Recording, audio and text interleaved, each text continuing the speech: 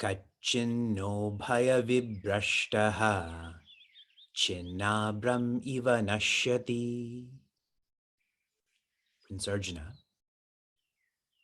gives a comparison to Sri Krishna that, like a portion of a cloud that gets blown away, what happens to the one who gets separated from yoga? There are many, many, many interpretations of Bhagavad Gita. Some share that falling from both sides is not pleasure and peace, but having not completed karma yoga, having not completed jnana yoga. Then the cloud that one is one that is not fit for rain, as in it's light, it's not heavy. There are many, many, many interpretations. I try to share with you a summary of these interpretations in a simple way. What I extrapolate from this first quarter, it is only when we are in rest. The word I used yesterday, nivatastaha. When we are in rest, as in there's no wind there, there's no confusion, that is when we understand and appreciate how restless we are. In music, it's the quiet or silent notes that make you understand and appreciate the musical notes. Agreed? In terms of guided contemplation, I am not fond of teaching guided contemplation to random seekers. Why? People have such difficulty committing to japa, leave alone being determined to contemplate. That's why when we have 7-day camps, I only agree to teach guided contemplation so that seekers know how restless they are. If they know this, they'll work on it. But if they don't know that, they won't work on it. I am not calling you random seekers. We've not been together for 7 days. We've been together for 700 days. So I'm quite comfortable sharing these thoughts on contemplation. Prince Arjuna is coming to know who he is. He's going through these sheets and he's realizing my mind is like this, my intellect is like this. If he keeps going all the way, what will he rediscover? The spirit. He'll rediscover Sri Krishna. Apratishto mahabaho vimudho brahmanapati. Not finding support in this path to infinity. One is confused. And now he'll specify in the next verse. if I fall off this path, where will I fall? Now, in this statement, a lack of maturity in Prince Arjuna is present. Bhagavad Gita, Advaita Vedanta, is not about outer evolution. In our workshop on samskaras, I'd shared why we shave our heads, so that there's no emphasis on vanity. Bhagavad Gita is about inner evolution. So, if the body dies, what difference does it make?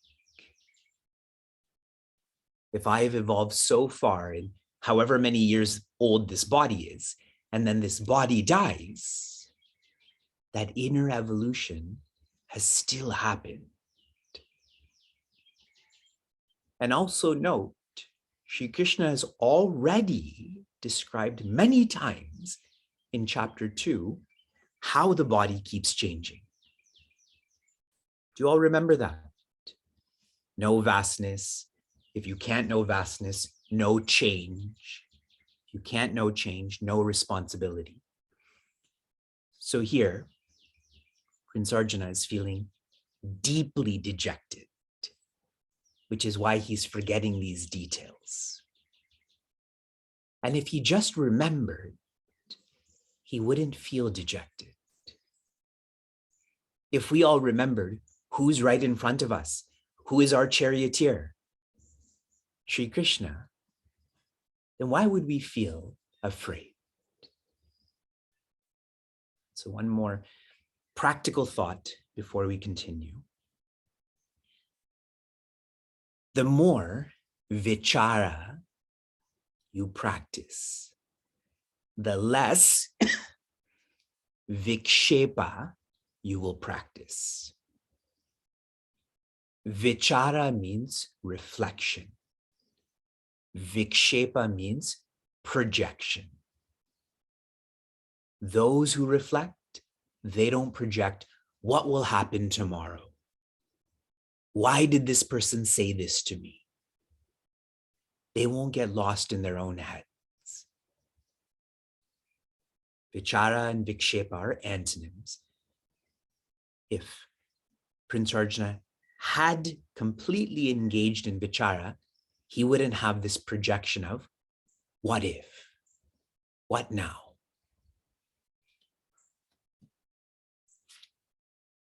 Verse 39. Prince Arjuna completes his thought. Etan me samshayam Krishna chetum arhasya sheshataha tadanya samshayasyasya chetana hyupapadyate. Krishna. Etan, this, what's in my head, me samshayam, my doubt. My doubt about if I don't follow the path, that means I've fallen from the path, what will happen to me?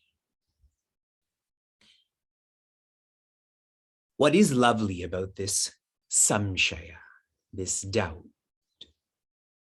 is that Prince Arjuna's doubts are becoming more refined. An earlier doubt of his was, in this chapter, I doubt it is possible to quieten the mind. That was his doubt in the middle of the chapter. Do you remember when he talks about chanchala, etc.? Now this doubt is not about if he can quieten his mind. This doubt is about what will happen if I'm unable to quieten my mind in time. In time. So he knows he can quieten his mind, but now there's this sense of, what if I run out of time? So there's a refinement in that doubt. Is everyone catching that? Okay. Chetum arhasi asheshataha to dispel. Asheshataha, completely. Arhasi, you should do this.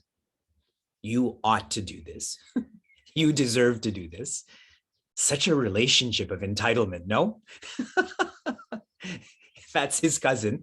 This is your responsibility to help me. But what is beautiful about this? That's how a shishya should feel towards their sadguru. That sense of surrender. And it's not like Sri Krishna is going to say, see ya. Chapter 6 over. I'm trying to get into the psychology of Prince Arjuna here. His confusion has led him to feel dejection. Clear? Like us, when we're confused, we feel dejected.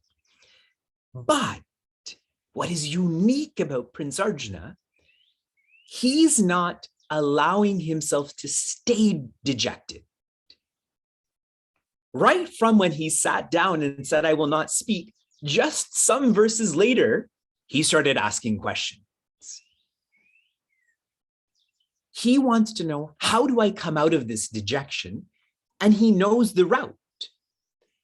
If confusion caused the dejection, how do I get out of here? Address the confusion. No complaining, no blaming, no annotating. He is Arjava, straight. Continuing. Tvat anyaha samshayasya. Other than you, no one can dispel this doubt. Other than Sri Krishna, no one can help Prince Arjuna. The understanding of Prince Arjuna is shown that all of the millions of people around him are chuta like him. I think that's a Hindi swear word, but that's not my implication. Chuta means the one who has fallen. Even though everyone around him is standing, he's the one who's sitting, but everyone is fallen, other than Sri Krishna, who is sitting, correct? He's the charioteer, but he's Achyuta, the one who's never fallen. Pujya Swami Tejomayananda has shared, worldly problems cannot be solved by worldly solutions. Worldly problems can only be solved by spiritual solutions. It's a different narrative, a different identification. And Prince Arjuna knows that. Do you know that? All of us do feel dejected, especially when I start contemplation. I know. Or she said this, he said that.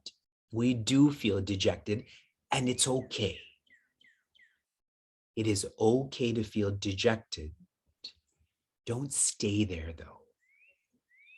All of us have access to the circle of trust. The circle of trust that Prince Arjuna has access to, we do too. This circle is made of our sadguru, our shastra, our Bhagavan.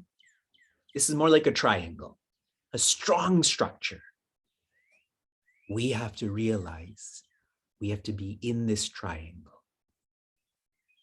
And that dejection will evolve to determination.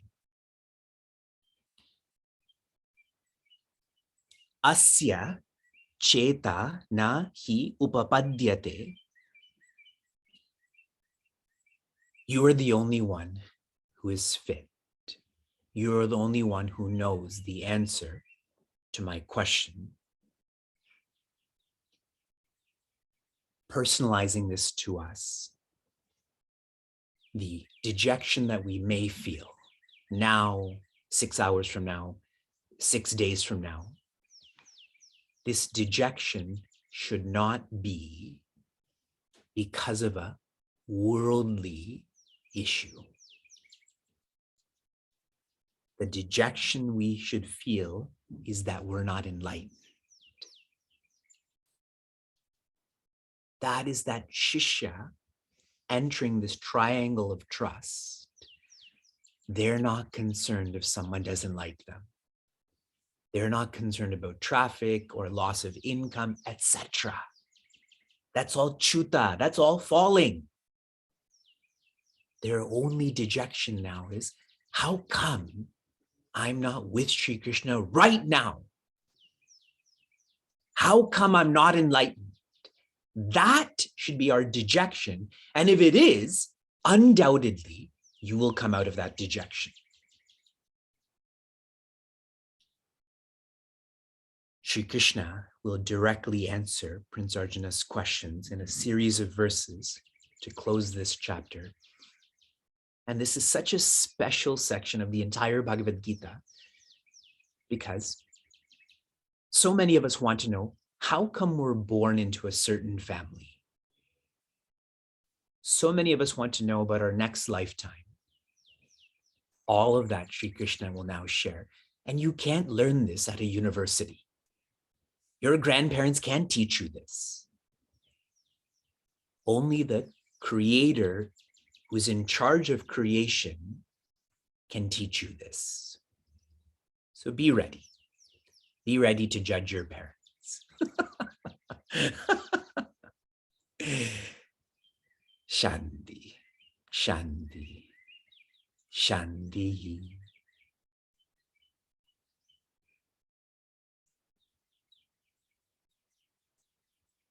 Oh.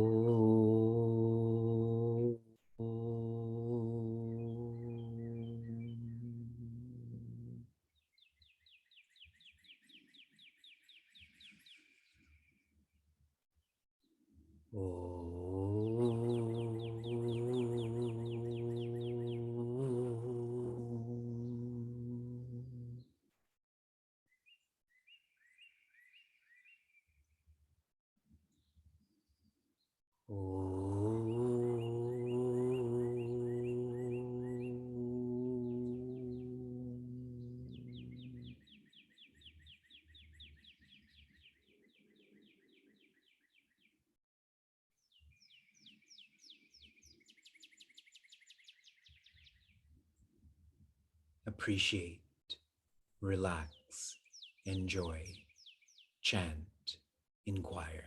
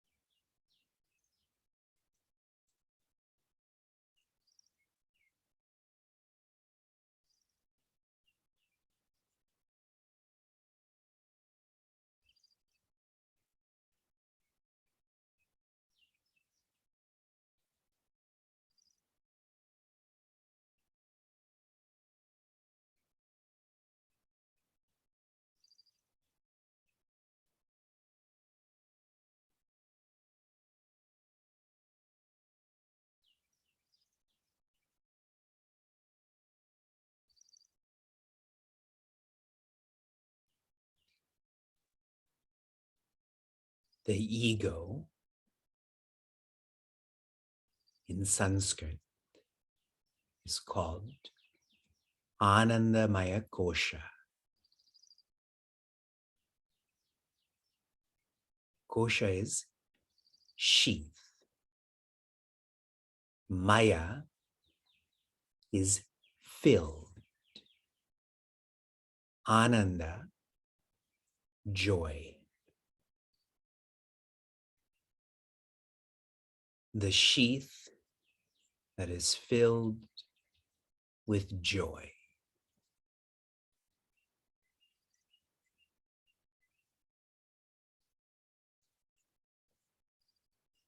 Any rational seeker, any seeker engaged in vichara, will feel if this sheath is filled with joy, then the source of joy has to be different.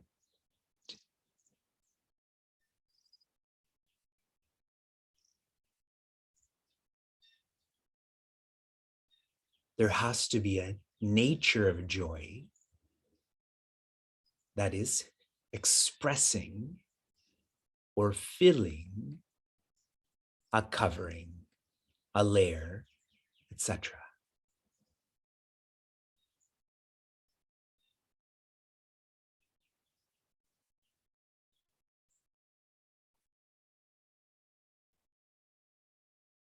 The ego has never and will never experience joy.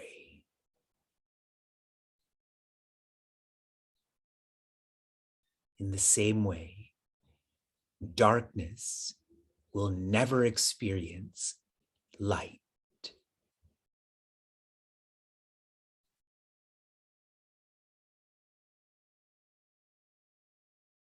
All that the ego can experience is being joyous. Not joy, which in philosophy would be a noun, a nature, but rather joyous, which is like a verb, an expression.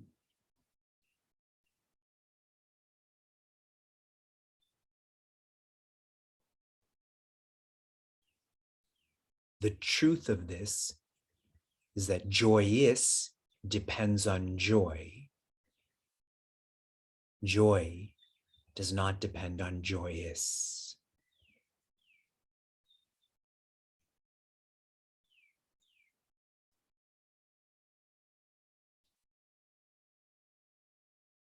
Observe what the ego is tricking us into being and feeling.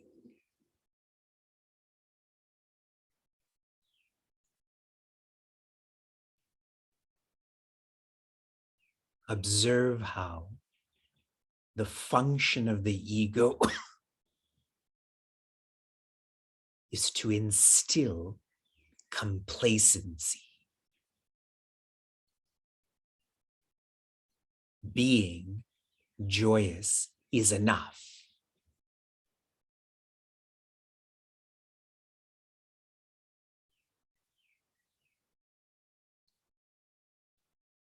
Being joyous is not enough, will never be enough. Observe this trickery.